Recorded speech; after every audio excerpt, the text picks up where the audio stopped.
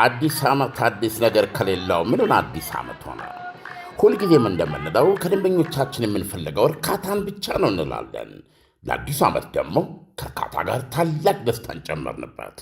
ሽልማት እንደ ሁልጊዜው የወደዱትን አዘው ከወዳጆቹና ከቤተሰቦ ጋር ውብ ጊዜን እያሳለፉ 250 ድርሃምና ከዛ በላይ ተጠቃሚ ሲሆኑ የዕጣው ተሳታፊ ይሆናሉ። ኩፖኑ ላይ ስምና አድራሻውን ሞልተው በተቀመጠው ሳጥን ውስጥ ይከታሉ። ኦንላይን ለምታዙ ደንበኞቻችን ትዕዛዙ ከ250ና ከዛ በላይ ከሆነ ኩፖን አብረን የምንልክ ሲሆን ሞልተው በዱከም ሬስቶራንት በሚገኘው ሳጥን ማስገባቱን አይዘንጉ። ዕጣው የሚወጣው የአይፎን 17 ፕሮማክሱ ኦገስት 8 ሲሆን BYD ሶንግ ፕላስ ብራንድ ኒው መኪና ደግሞ ሴፕቴምበር 12 ይሆናል። የዱባይ ኢኮኖሚ ዲፓርትመንት ፍቃድ የሰጠው የመንግሥት አካል በተገኘበት ዕጣው የሚወጣ ሲሆን በዱከም የሶሻል ሚዲያ ገጾች ላይ በቀጥታ የሚተላለፍ ይሆናል። አይተው ነክተው ዳሰው የመጀመሪያውን ሰልፊ ተነስተው ዕድልዎን ያሳምሩ። በዕጣው ተሳታፊ ለመሆን 250 ድርሃም ወይም ከዚያ በላይ ተጠቃሚ መሆን፣ ለእያንዳንዱ 250 ድርሃም አንድ ኩፖን ይቀበሉ። የኩፖን ብዛት ገደብ የለውም። ብዙ ሲጠቀሙ ብዙ ዕድል ያገኛሉ። ሕግና ደንቦች ተፈጻሚ ይሆናሉ። ምግብ በልተው መኪና የሚሸለሙ ከሆነ ከዱከም ውጭ የት ይመገባሉ? ለሁሉም ውድ ደንበኞቻችን መልካም ዕድል እንመኛለን።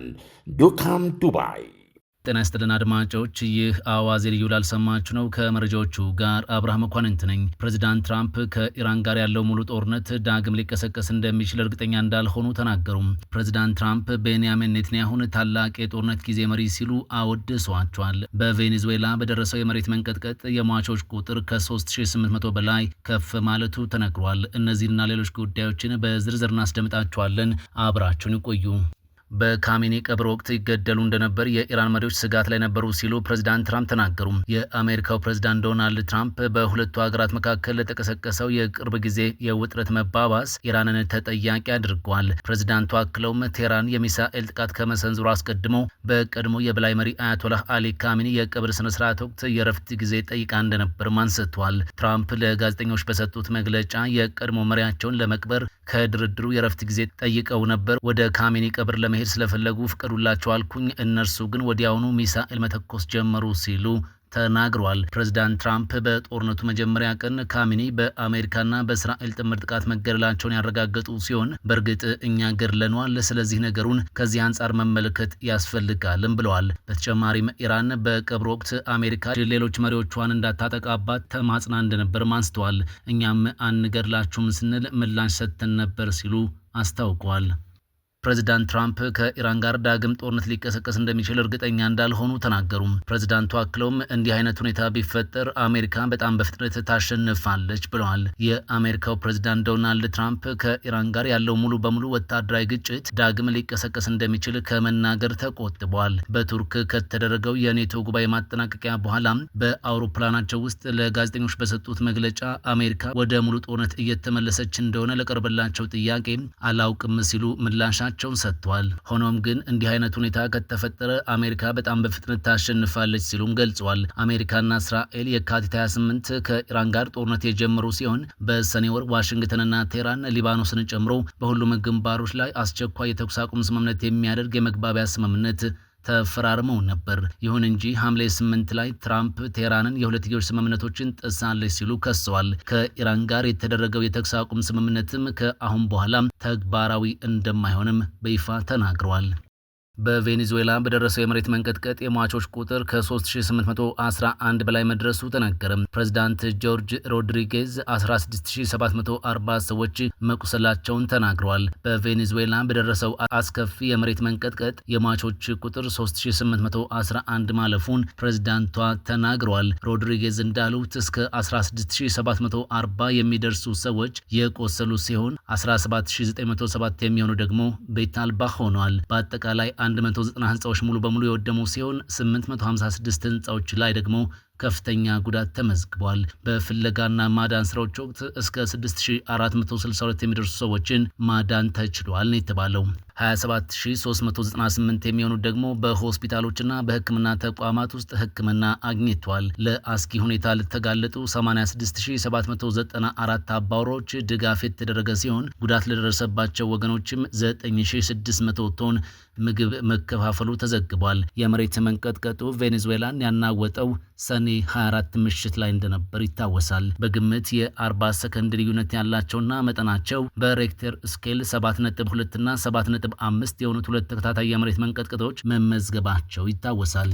12 ሀገራት ለረጅም ርቀት ሚሳኤል ልማት 50 ቢሊዮን ዶላር መድበዋል ተባለም። ዩናይትድ ኪንግደምን ጨምሮ 12 የአውሮፓ ሀገራት ክልላዊ ደህንነታቸውን ይበልጥ ለማጠናከር በሚቀጥሉት 10 ዓመታት ውስጥ ለረጅም ርቀት ሚሳኤል ልማትና ግዢ የሚውል የ50 ቢሊዮን ዶላር ታላቅ ወታደራዊ ፕሮጀክት ይፋ አድርጓል። በቱርክ መዲና አንካራ በተካሄደው የኔቶ ስብሰባ ላይ የተፈረመው የስምምነት የረጅም ርቀት ጥልቅ ጥቃት ስትራቴጂ የተሰኘ ሲሆን አውሮፓ ከአሜሪካ ወታደራዊ ድጋፍ ውጭ ራሷን መከላከል የምትችልበትን አቅም ለመገንባት ያለመ ነው። እጅግ የረቀቀ የጦር መሳሪያ የተባለው ይህ አዲሱ የሚሳኤል ፕሮጀክት ከ3000 ኪሎ ሜትር ጀምሮ እስከ 2000 ኪሎ ሜትር ርቀት ድረስ የመንዘግዘግ አቅም አለው። ከረጅም ርቀት ላይ የጠላትን ወታደራዊ መሰረተ ልማቶች፣ የደህንነት ተቋማትና የሎጂስቲክስ ማዕከላትን ለይቶ የመምታት ከፍተኛ ትክክለኛነት አቅሙ ከፍተኛ ነው ተብሏል። ፕሮጀክቱ የድምፅ ፍጥነትን የሚቀድሙ ሃይፐርሶኒክና የጠላትን የአየር መከላከያ ስርዓት ሰብረው መግባት የሚችሉ ስውር ሚሳኤሎችን ማልማትን ያካትታል። ይህን ግዙፍ ፕሮጀክት በግንባር ቀደምትነት የምትመራው ዩናይትድ ኪንግደም ስትሆን እንደ ፈረንሳይ፣ ጀርመን፣ ጣሊያን፣ ኖርዌይ፣ ዴንማርክ፣ ኔዘርላንድስ፣ ፊንላንድ፣ ስዊድን፣ ኤስቶኒያ፣ ሮማኒያ እና ቱርክ ያሉ 11 ሌሎች ሀገራት በጋራ ተሳትፈውበታል። ይህ የ50 ቢሊዮን ዶላር ፕሮጀክት በሚቀጥሉት 10 ዓመታት ውስጥ ሙሉ በሙሉ ተግባራዊ የሚደረግ ቢሆንም የመጀመሪያዎቹ ዘመናዊ ሚሳኤሎች ግን በሚቀጥለው ዓመት ማለትም በ2027 ለብሪታንያ ጦር መድረስ እንደሚጀምር ታውቋል። ይህ ስምምነት በዩክሬን ጦርነት ማግስት በአውሮፓ ላይ ያንዣበበ የመጣውን የሩሲያ ስጋት ለመግታትና በክልሉ ያለውን የወታደራዊ ኃይል ሚዛን ሙሉ በሙሉ ለመቀየር የታለመ ስትራቴጂካዊ እርምጃ መሆኑን የዘርፉ ተንታኞች ገልጸዋል።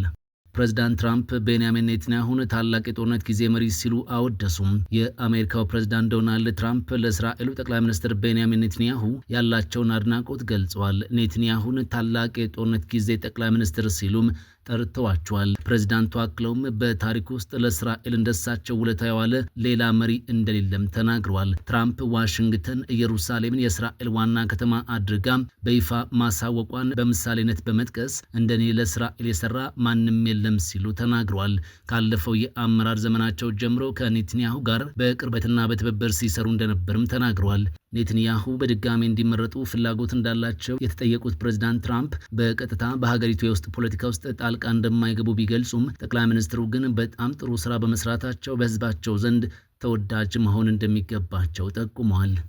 ዩክሬን በ24 ሰዓታት ውስጥ ከሩሲያ ጋር ባደረገችው ፍልሚያ ከ1400 በላይ ወታደሮቿን አጣች ተባለ።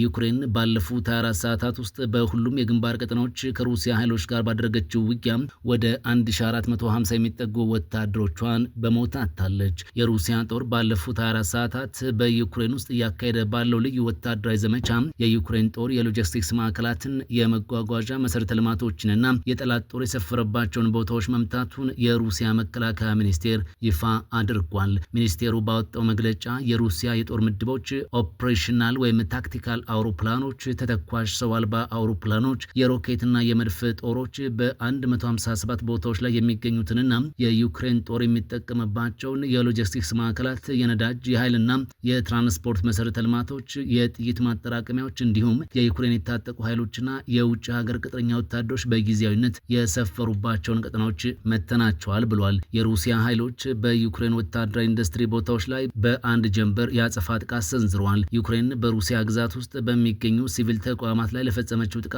ምላሽ ለመስጠት የሩሲያ ኃይሎች በኪቭ በሚገኙ የዩክሬን ወታደራዊ ኢንዱስትሪ ቦታዎች ላይ በከፍተኛ ጥንቃቄ በሚመሩ መሳሪያዎች በአንድ ጀንበር የአጸፋ ጥቃት ማድረሳቸውን ሚኒስቴሩ ዘግቧል። ሚኒስቴሩ ትላንት ምሽት ዩክሬን በሩሲያ ግዛት ውስጥ በሚገኙ የሲቪል ተቋማት ላይ ለፈጸመችው የሽብር ጥቃት የአጸፋ ምላሽ ለመስጠት የሩሲያ የታጠቁ ኃይሎች ከመሬት በሚተኮሱና በከፍተኛ ጥንቃቄ በሚመሩ መሳሪያዎች የተቀናጀ ጥቃት በመሰንዘር በኪቭ የሚገኙ የዩክሬን ወታደራዊ ኢንዱስትሪ ቦታዎችን መተዋል ሲልም ገልጿል።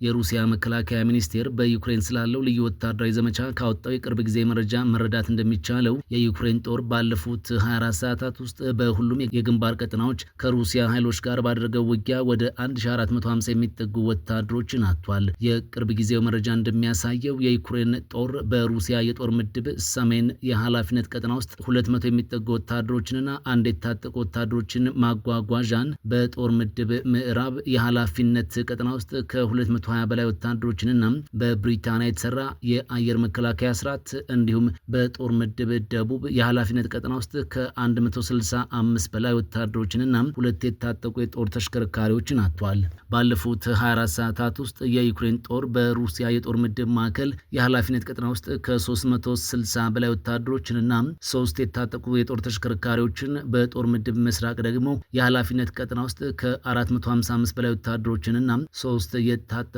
የጦር ተሽከርካሪዎችን እንዲሁም በጦር ምድብ ዴኔፕሮ የኃላፊነት ቀጠና ውስጥ ወደ 50 የሚጠጉ ወታደሮችንና አንድ የራዳር ማደናገሪያ ጣቢያ ማጣቱን የቅርብ ጊዜ መረጃዎች ያመላክታሉ ሲል የሩሲያው ታስ ዘግቧል። አዲስ ዓመት አዲስ ነገር ከሌለው ምኑን አዲስ ዓመት ሆነ? ሁልጊዜም እንደምንለው ከደንበኞቻችን የምንፈልገው እርካታን ብቻ ነው እንላለን። ለአዲሱ ዓመት ደግሞ ከእርካታ ጋር ታላቅ ደስታን ጨመርንበት። ሽልማት እንደ ሁልጊዜው የወደዱትን አዘው ከወዳጆቹና ከቤተሰቦ ጋር ውብ ጊዜን እያሳለፉ 250 ድርሃምና ከዛ በላይ ተጠቃሚ ሲሆኑ የዕጣው ተሳታፊ ይሆናሉ። ኩፖኑ ላይ ስምና አድራሻውን ሞልተው በተቀመጠው ሳጥን ውስጥ ይከታሉ። ኦንላይን ለምታዙ ደንበኞቻችን ትዕዛዙ ከ250ና ከዛ በላይ ከሆነ ኩፖን አብረን የምንልክ ሲሆን ሞልተው በዱከም ሬስቶራንት በሚገኘው ሳጥን ማስገባቱን አይዘንጉ። ዕጣው የሚወጣው የአይፎን 17 ፕሮማክሱ ኦገስት 8 ሲሆን BYD ሶንግ ፕላስ ብራንድ ኒው መኪና ደግሞ ሴፕቴምበር 12 ይሆናል። የዱባይ ኢኮኖሚ ዲፓርትመንት ፍቃድ የሰጠው የመንግሥት አካል በተገኘበት ዕጣው የሚወጣ ሲሆን በዱከም የሶሻል ሚዲያ ገጾች ላይ በቀጥታ የሚተላለፍ ይሆናል። አይተው ነክተው ዳሰው የመጀመሪያውን ሰልፊ ተነስተው ዕድልዎን ያሳምሩ። በዕጣው ተሳታፊ ለመሆን 250 ድርሃም ወይም ከዚያ በላይ ተጠቃሚ መሆን፣ ለእያንዳንዱ 250 ድርሃም አንድ ኩፖን ይቀበሉ። የኩፖን ብዛት ገደብ የለውም። ብዙ ሲጠቀሙ ብዙ ዕድል ያገኛሉ። ሕግና ደንቦች ተፈጻሚ ይሆናሉ። ምግብ በልተው መኪና የሚሸለሙ ከሆነ ከዱከም ውጭ የት ይመገባሉ? ለሁሉም ውድ ደንበኞቻችን መልካም ዕድል እንመኛለን። ዱካም ዱባይ